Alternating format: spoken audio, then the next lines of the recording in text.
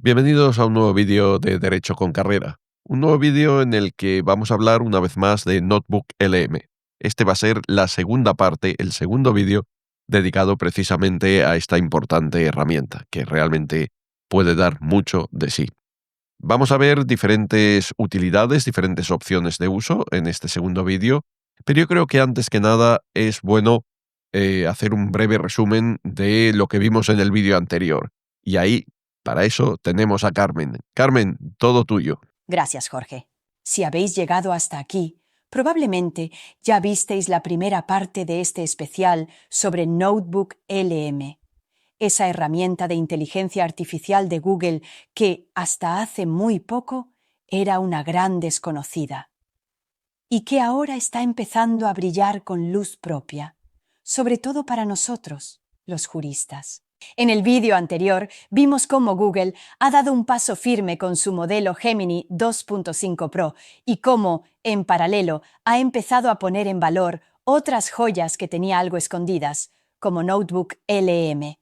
¿Y qué descubrimos de Notebook LM en esa primera parte? Pues que es una herramienta pensada para trabajar solo con las fuentes que tú le das. Nada de irse por ahí a buscar cosas que no vienen a cuento. Ideal para cuando tienes un expediente o una colección de documentos sobre un tema muy concreto y quieres que el modelo se centre al 100% en eso. Cargamos como ejemplo las últimas sentencias del Tribunal Supremo sobre falsedad documental y vimos cómo Notebook LM nos permitía obtener un resumen doctrinal en segundos.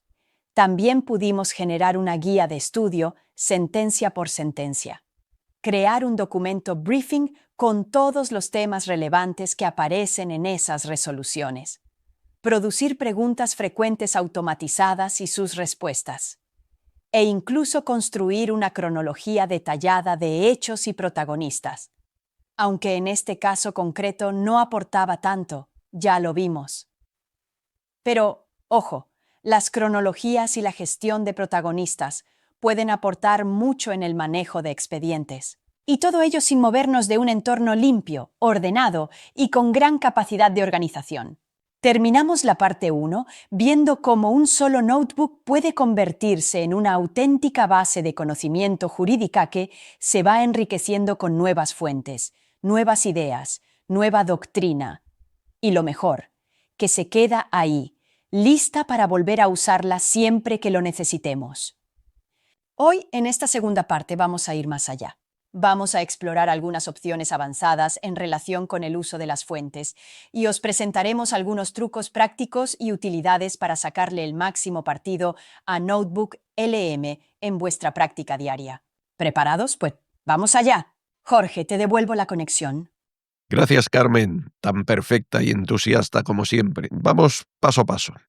Y vamos al ordenador porque iniciaremos con la cuestión de las fuentes, que, como sabéis, es fundamental a la hora de trabajar con Deep Research. Y aquí veremos que hay muchas posibilidades. Tranquilos, tranquilos, no pasa nada. Solo os voy a robar un minuto. Si no habéis visitado todavía el sitio web Derecho con Carrera AI, tenéis que hacerlo ya. Ahí encontraréis muchos materiales de interés para la aplicación de la inteligencia artificial al mundo jurídico, desde un curso completo de ChatGPT, pasando por herramientas en materia de inteligencia artificial, un blog, un apartado dedicado exclusivamente a la oratoria jurídica y, cómo no, una oferta increíble de outsourcing para apoyaros en todo lo que sea necesario en vuestros despachos para modernizaros con la inteligencia artificial. Y ahora, dicho esto, seguimos con nuestro vídeo. Jorge, ya se te olvidaba. Recuerda que es importante que nuestros espectadores se registren en el mailing list de derechoconcarreraai.com. Así estarán puntualmente informados de todas las novedades. Y ahora sí, Jorge, con tu permiso seguimos. Fijaros que en el vídeo anterior hablamos de la posibilidad de incorporar fuentes internas, es decir, documentos que nosotros tenemos en nuestro ordenador. Pueden ser documentos PDF, documentos de Word, pueden ser archivos de audio, pueden ser vídeos, documentos, cualquier tipo de documento que tengamos almacenado en nuestro ordenador.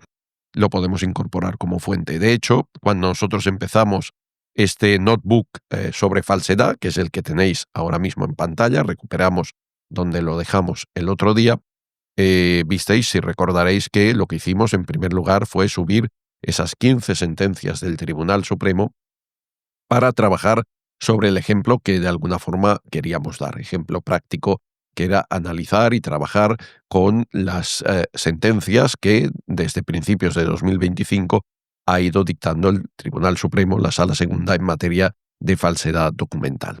A partir de ahí generamos alguna fuente más derivada de los documentos automáticos que nos permite en esta tercera columna, en el apartado de notas, generar Notebook LM y los incorporamos a las fuentes. Y esto es, por así decirlo, todo el acervo que ahora mismo tenemos.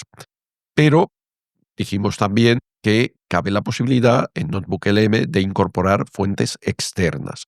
¿Qué significa eso? Pues significa ni más ni menos que la posibilidad de salir a Internet a buscar determinadas fuentes que a nosotros nos pueden interesar para incorporarlas al acervo, para incluirlas en nuestro acervo, puesto que recordamos una vez más que Notebook LM solo trabaja con las fuentes que nosotros le seleccionamos. Es decir, el cerebro, la base de conocimiento de la inteligencia artificial que tiene Notebook LM, solo se centra en las fuentes que nosotros le incorporamos.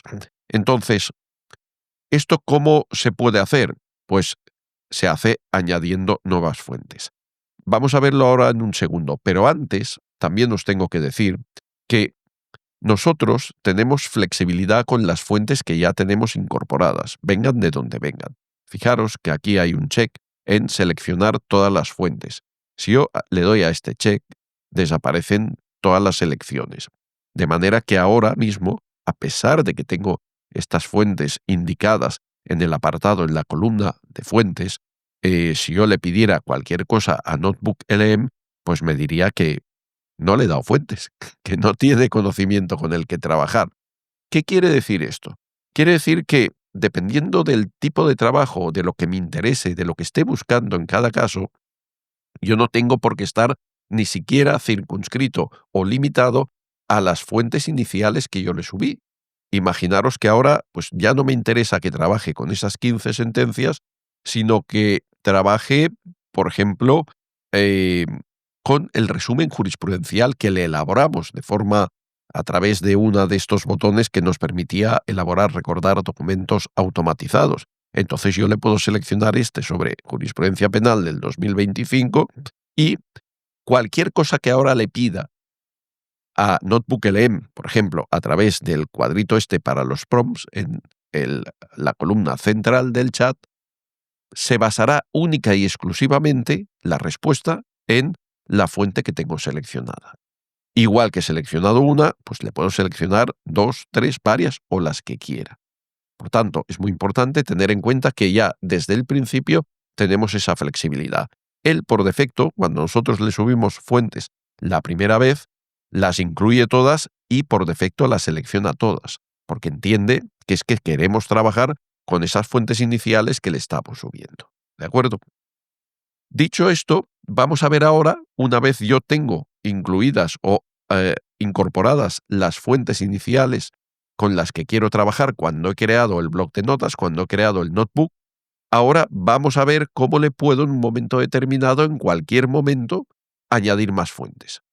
Entonces vamos a este botón de aquí arriba a la izquierda que dice añadir y ya tenemos la ventanita emergente que, si recordáis, es con la que iniciamos cada notebook cuando partimos de cero, porque lo primero que nos pide, lógicamente, es, muy bien, ¿quieres abrir un nuevo notebook? Vale, dame fuentes, que es sobre lo que voy a trabajar. Bueno, a partir de aquí yo podría hacer varias cosas.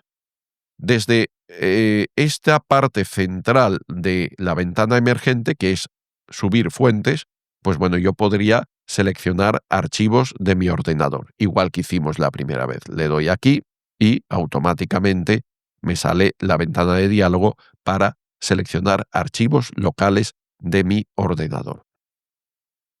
Esto me puede ser útil, por ejemplo, pues imaginamos que este blog lo creamos pues hace 3 meses y en esos 3 meses la Sala Segunda del Tribunal Supremo pues ha dictado 2 o 3 sentencias que yo he ido siguiendo en materia de falsedad documental y que me interesan. Pues muy bien, me las bajo, voy aquí y a través de este diálogo las incorporo, se las subo. Y ya tengo 3 sentencias más en materia de falsedad en mi notebook. Vale, pero dicho esto, vamos a lo que ahora nos interesa más, las fuentes externas. Vamos a imaginar que por cualquier motivo o razón, bueno, pues me interesa enriquecer esa base de conocimiento que tengo ya inicial sobre falsedad con algunas fuentes externas que he descubierto por ahí, que digo, pues oye, pues esto está muy bien, pues esto me interesa y lo voy a incorporar también. ¿Qué es lo que puedo subir como fuentes externas? En primer lugar, fijaos en esta parte de abajo, que es donde están todas las fuentes, por así decirlo. Bueno, todas. La de incorporar texto sería otra cosa, lo veremos ahora al final. Pero aquí, empezando por la izquierda, fijaros este cuadrito de Google Drive. ¿Aquí qué me va a permitir? Aquí me va a permitir incorporar documentos míos que yo tenga en mi Drive, en mi Google Docs, en la nube. Entonces, si yo le doy aquí, se abrirá, ¿veis?, el cuadro diálogo de Google Drive y aquí podré seleccionar cualquier documento. Vamos otra vez, porque ahora se cerró. Puedo también seleccionar en este otro botón Google Slides, que serían archivos parecidos al PowerPoint, pero de Google Drive, presentaciones, que si yo le doy aquí, lo que hará es abrirme el cuadro diálogo, pero seleccionarme solo en mi Drive lo que sean presentaciones de Google Slides. Y de ahí podré seleccionar cualquiera de ellas que me interese para incorporarla como fuente. Todo lo que vaya seleccionando, por tanto, para incorporar como fuente de Google Drive, pasará a mostrarse aquí en la columna que ya conocemos de la izquierda, que es la que me lista todas las fuentes con las que estoy trabajando. Esta parte central es la importante también, porque bueno, aquí sí que ya son fuentes, las de Google Drive eran externas, cloud, pero al fin y al cabo fuentes mías de alguna manera. Pero aquí sí, aquí ya vamos al mundo mundial. Son links a páginas web o a vídeos de YouTube. Es decir, si por ahí por internet hay una página web que me interesa, que tiene un contenido, pues no lo sé, en materia de falsedad, imaginaros pues a un abogado que en su página web pues se dedica, tiene un apartado o la misma página porque le interesa mucho, porque es su tema, a recopilar jurisprudencia, doctrina, materiales, etcétera, en materia de falsedad documental, que es la materia de este notebook. Bueno, pues yo le doy aquí a website, le copio la URL aquí en este cajetín, le doy a insertar y automáticamente veréis que aquí en la columna de la izquierda aparece esa web como fuente. Lo mismo puedo hacer con un vídeo de YouTube. Veo por ahí un vídeo de YouTube y digo, oye, pues este vídeo habla de la falsedad, explica una serie de cosas muy importantes. Pues le doy aquí, le pego la URL del vídeo de YouTube y automáticamente veréis también que aquí en el apartado de fuentes aparece ese vídeo de YouTube y por tanto lo tendrá también en cuenta a la hora de trabajar en cualquier cosa que yo le pida en el chat. Pues muy bien, sigamos con esto. ¿Qué pasa si lo que me interesa es incorporar, pues fijaros que aquí dice páginas web o YouTube? Me interesa incorporar, pues yo qué sé, un PDF que está por ahí en internet. Pues bueno, no hay ningún problema. O sea, me lo bajo, lo llevo al ordenador local y se lo subo como archivo local. Y listo. Lo mismo haría con cualquier archivo de sonido o cualquier otro tipo de archivo, yo qué sé, una hoja Excel que esté por ahí, pues me la bajo y se la subo. O sea, una vez la tengo en local, se la subo como archivo local. No hay ningún problema. Finalmente, este tercer apartado de aquí abajo nos va a permitir copiarle texto y convertirlo en fuente. Imaginaros que pues alguien me pasa un trabajo que está haciendo y lo puedo utilizar, sí y tal. Bueno, pues me pasa el documento y digo, bueno, a ver, este está escribiendo una tesis doctoral, esto tiene 200 folios, pero no, me interesa este apartado correspondiente a, pues yo qué sé, que habla de la falsedad del derecho comparado y son 20 páginas. Pues oye, las copio, las pego aquí, se las subo y estas 20 páginas ya las tengo como fuente. Lo demás, como no me interesa, volvemos a lo de siempre. Todo lo que para mí ya no es interesante, con todos los respetos, es ruido, a lo mejor está muy bien esa tesis tal, pero como yo me quiero concentrar solo en lo que me quiero concentrar, le he copiado esta parte y la he incluido como fuente y solo se va a fijar en esto. Muy bien. Y ahora, por último, fijaros en otra cosa en materia de fuentes, porque alguien ya me ha hecho esta pregunta mientras preparaba el vídeo y, en fin, en llamadas que hemos estado conversando y demás. Dice, oye, pero ¿hay un límite? ¿Tengo un límite de las fuentes que le puedo subir? Hombre, A ver, en Internet normalmente todo tiene límites, aunque os digan que no. O sea, el que ofrece cualquier tipo de servicio no puede permitir de ninguna manera que tú ahí subas, vamos, todo lo que tú quieras. Probablemente uno de los límites ya importantes es la capacidad de nuestra propia red. O sea, podemos subirle documento rápido, bastante rápido. Hoy en día el Internet, los Internets domésticos y los profesionales pues son rápidos también en la subida y no habrá demasiado problema. Pero claro, digo, no, no, mira, es que y no le podría subir, pues yo qué sé, toda esta colección donde tengo pues 25.000 sentencias que tal, pues cuidado, porque ahí probablemente te vas a encontrar con un límite. Por si acaso, lo que ha hecho Google, y está muy bien, fijaros aquí abajo esta barra de progreso que dice límite de fuentes. Bueno, os podéis hacer más o menos una idea. No las numera. Bueno, las numera aquí, al final, y en total dice 300. La barra solo marca el progreso, pero al final fijaros que aquí dice que tengo 21 fuentes de 300. ¿Qué quiere decir esto? Pues lógico, que hay un límite de fuentes y ese límite son 300 fuentes. Límite de número de fuentes en principio. Claro, 300 fuentes a 1 megabyte cada una es una cosa, pero 300 fuentes de 400 gigas cada una a lo mejor es otra. Y probablemente esto, aunque aquí no lo diga, pues en alguna ocasión tal vez acabe también aplicando un límite de espacio, ¿no? Un límite de volumen del archivo. Eso es algo que yo no he podido probar, no he podido testearlo tan a fondo y no he intentado subirle tanto material para encontrarle el límite más allá o más acá del numérico, de las 300. Pero, bueno, puede pasar, pero es difícil porque normalmente con el tipo de archivos que vamos a trabajar en Notebook LM, pues van a ser archivos de texto o PDFs que no es lo que pesan. Y por otra parte, cuando referenciamos páginas web o vídeos de YouTube, lo único que hacemos es fijar como fuente la URL, de manera que no descargamos ese vídeo ni descargamos toda esa página web, con lo cual eso ocupa muy poco, es simplemente un hipervínculo. ¿Mm? Bueno, finalmente, para acabar con el tema de las fuentes, aquí hay algo que es muy importante. Fijaros con este botón de arriba a la derecha que dice Discover Sources o descubrir fuentes. Bueno, ¿esto qué nos va a permitir? Fijaros, si yo le doy aquí, me sale otra ventanilla de diálogo y me dice, escribe o describe aquello en lo que estás interesado. ¿Qué es lo que quieres? ¿Qué fuentes quieres? Claro, esto me permite ya hacer algo que empieza a parecerse un poco a lo que yo haría, por ejemplo, con motores como Gemini, ChatGPT, Perplexity, cuando, por ejemplo, estoy haciendo un deep research. Es decir, quiero que me investigue a fondo, pues, por ejemplo, la falsedad, la doctrina, los criterios principales, criterios doctrinales de los últimos 10 años en materia de falsedad documental. Bueno, pues, ¿qué es lo que hará si yo le doy un prompt de este tipo a un Deep Research en un Gemini o en un ChatGPT? Pues lo que va a hacer a partir de aquí, se lo va a tragar, va a empezar a buscar fuentes todas las que pueda por Internet y con esas fuentes, una vez las tenga, por así decirlo, acotadas y determinadas, va a empezar a trabajar y va a producir el output, va a producir el resultado, el informe que yo le he pedido. Pero fijaros que en ese proceso yo voy a tener muy poca posibilidad de incidir en las fuentes. Solo puedo incidir en las fuentes durante el prompt. Durante el prompt lo puedo hacer, porque le puedo decir, por ejemplo, siguiendo el caso al que me refería, quiero que me hagas un trabajo de investigación sobre cómo ha ido evolucionando la doctrina legal en materia de falsedad documental a lo largo de los últimos 10 años.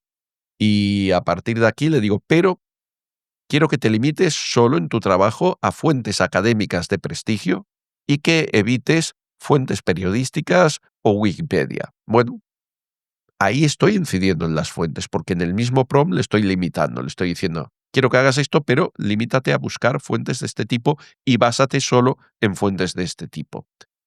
Pero ya no más.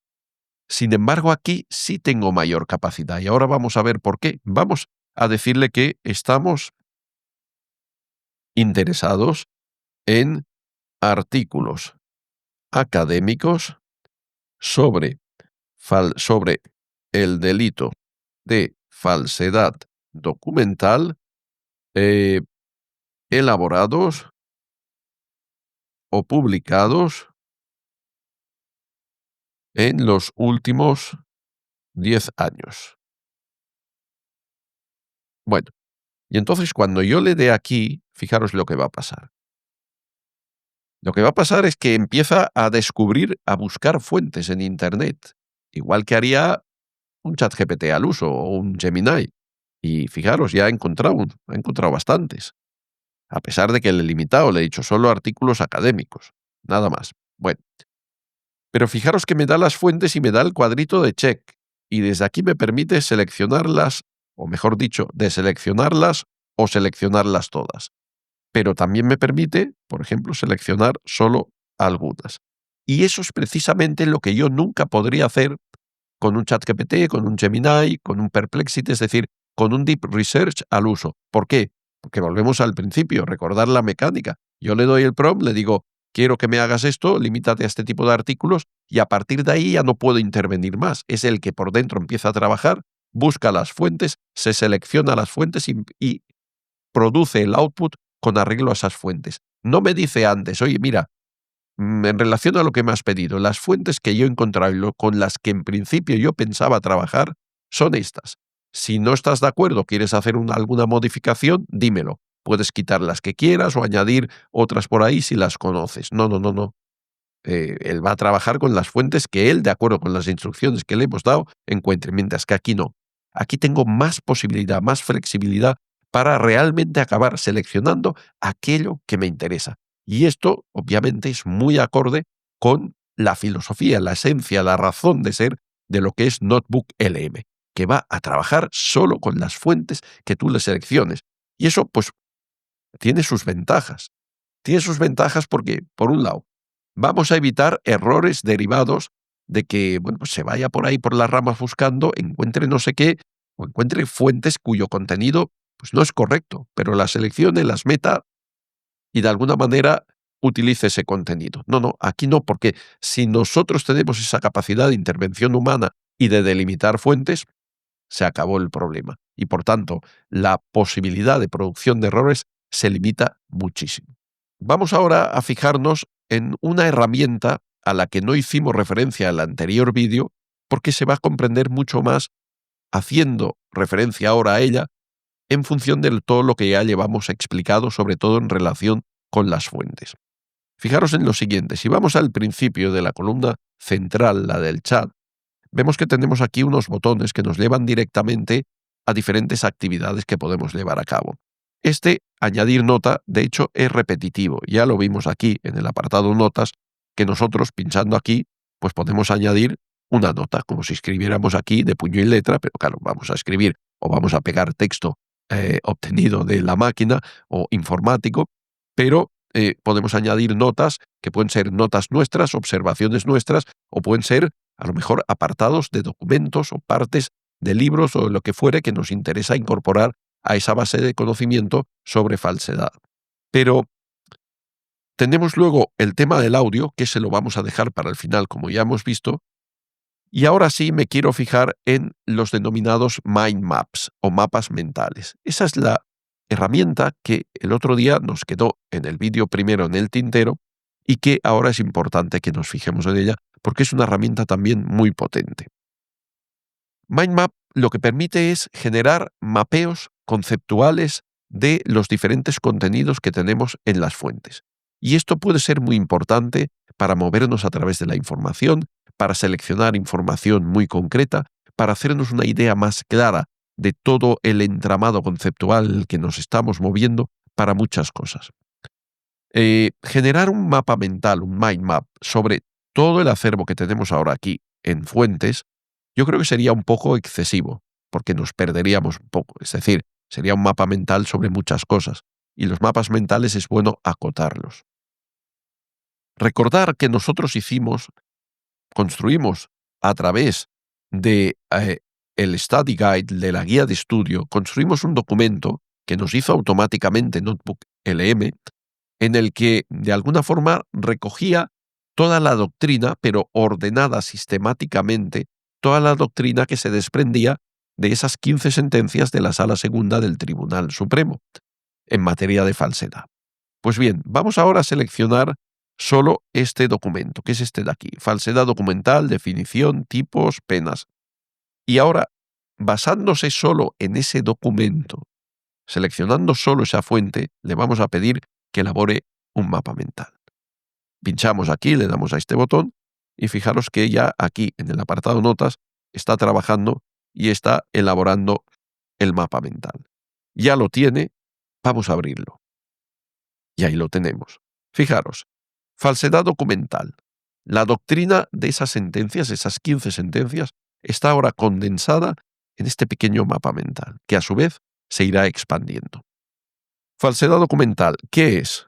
Pues pinchamos aquí y fijaros que se va a la ventana central, el mapa pasa a la derecha y ahora en la ventana central me va a mostrar el texto de las sentencias y del documento en el que se basa para definir lo que es falsedad documental, de acuerdo con la jurisprudencia. Y si volvemos a nuestro mapa, vemos que esto se ha expandido y nos está diciendo que falsedad, en este caso, es alterar, modificar, simular o falsificar documento, es un delito doloso, técnico, regulado en los artículos 390 a 399 del Código Penal, tiene un bien jurídico protegido, ¿cuál? Pues tenemos que abrir aquí otra vez y aquí se expande en 3 partes el mapa mental: la seguridad del tráfico, la fe pública y la confianza en los documentos. Las penas de prisión y multas son elevadas, distinciones según el sujeto activo de la estafa, requiere de abogado para defender y fundamental la prueba pericial caligráfica. Fijaros solo de la idea esta de qué es todo lo que ha sacado. Algunas cosas nos pueden parecer más importantes o a lo mejor algunas yo tal vez no las metería, por ejemplo el tema de la prueba, iría a lo mejor por otro lado, pero ya de entrada, bueno, pues tenemos una visión conceptual bastante clara e importante de lo que es cada cosa. ¿Qué es un documento? Pues vamos allí. Documento. Otra vez, ahora me va a mostrar, siguiendo esa misma dinámica, el contenido en el que se basa del documento que nosotros habíamos generado para definir qué se considera documento a efectos de falsedad.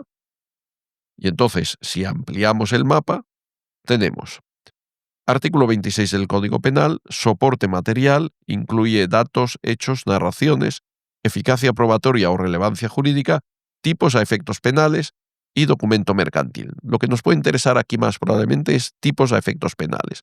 Se expandirá públicos, oficiales, mercantiles o privados. Y si pinchamos, por ejemplo, el de públicos, de nuevo volverá al documento, es decir, a la base de conocimiento, a la fuente, y nos va a mostrar la parte de esa fuente en la que se habla de qué son los documentos públicos a efectos de falsedad. Bueno, podríamos ir jugando, por así decirlo, con el mind map, con todos sus diferentes conceptos, podríamos irlo expandiendo, fijaros, de lo que habíamos empezado a todo lo que vaya surgiendo, pero yo creo que es suficiente como para que ya os hagáis una idea de, bueno, oye, pues esto puede ser bastante útil en algunos casos y te puede permitir, oye, ¿dónde estaba esto y tal? Sobre todo incluso para buscar dentro de las fuentes que nosotros le hemos definido, porque las fuentes aquí ahora son 15 sentencias más 4 o 5 documentos, habrán como mucho unas 20 fuentes, pero a lo mejor pueden haber 40 o 50. Oye, ¿dónde estaba que se hablaba de esto? Pues abres el mapa, te sitúas, le das y ya lo tienes. Bien, pues dicho esto, ni que decir tiene que ese mapa mental ya te lo puedes bajar, lo puedes imprimir, lo puedes guardar como documento en tu ordenador, puedes hacer con él lo que quieras. Ya visto todo esto, también ahora hace referencia a una pequeña herramienta que nos permite, por así decirlo, dar pequeños toques a cómo va a responder Notebook LM a los diferentes pedidos que le hagamos aquí en el chat central. Y eso es algo parecido y que ya conocemos, existe en bastantes de los modelos de lenguaje de inteligencia artificial. Se trata, fijaros, de estos pequeños reguladores de aquí arriba a la derecha, este botoncito le damos, y aquí nos permite que definamos el estilo de conversación. Normalmente os vendrá default, es decir, por defecto seleccionado, que yo no lo tocaría, lo hace muy bien por defecto. Pero le puedes definir, por ejemplo, que asuma el rol de analista, de guía o alguno que tú quieras. Y entonces si le das aquí a Custom, te permite definir el estilo. Quiero que asumas, por ejemplo, el rol de un abogado penalista especializado en estafa documental. Bueno, pues tratará de asumir ese rol. Tratará, por así decirlo, de acotar los outputs, todo lo que te vaya escribiendo, todo lo que te vaya generando a ese rol. Y el tamaño de la respuesta. El tamaño de la respuesta, que por defecto es bastante equilibrado, pero le puedes pedir que tire más para largo o que tire más para corto. Y a partir de ahí, pues estas cosas, como siempre, es irlas probando, ver si realmente te convence y, bueno, pues al final seleccionar lo que más se ajuste a tus necesidades. Y hasta aquí este segundo vídeo dedicado a Notebook LM. Y sí, creo que ya lo estáis imaginando, habrá un tercer vídeo. No queda más remedio. Un tercer vídeo dedicado a una herramienta muy potente incorporada a Notebook LM, o yo diría más que incorporada, nativa, porque fundamentalmente nació ahí. Se trata de la generación de audio, la generación de diálogos. Pero antes teníamos que ir avanzando poco a poco para ir descubriendo todas las posibilidades, todas las utilidades, todo lo que nos podía dar de sí Notebook LM, que ya habéis visto que es muchísimo. En todo caso, si este vídeo os ha gustado, por favor darle un like. Si no estáis suscritos al canal, es el momento de hacerlo y de darle a la campanilla, porque de esta forma tendréis notificación puntual de todos los vídeos que se van publicando. Y entre tanto, hasta el próximo vídeo.